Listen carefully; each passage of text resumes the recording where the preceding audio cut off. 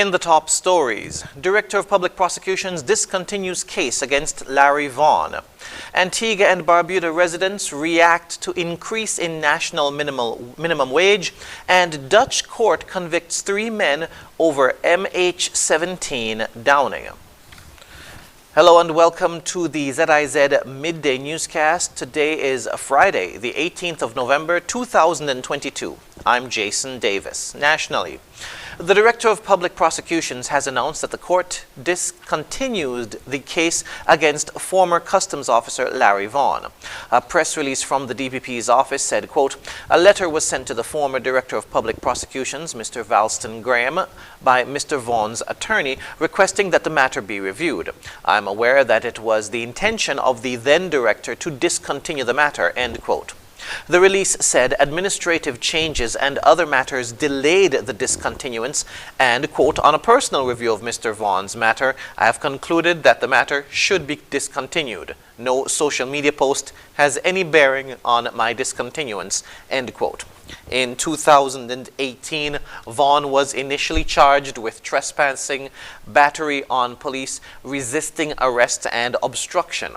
According to reports, sometime after midday on August 14, 2018, Vaughn was asked to leave the customs premises by the Comptroller of Customs several times and, quote, "After failing to do so, assistance of the police was requested," end quote. The police said that when they arrived, they also asked Mr. Vaughn to leave the premises, and when he failed to follow the instructions, he was arrested for trespassing and was taken into police custody. However, while carrying out the arrest, Mr. Vaughn obstructed the officer in the execution of her duties. In other news, as a small island developing state, St. Kitts and Nevis faces the brunt of the effects associated with climate change. And Prime Minister, the Honorable Dr. Terence Drew, on Tuesday called for greater support for ZIZ in the fight against climate change.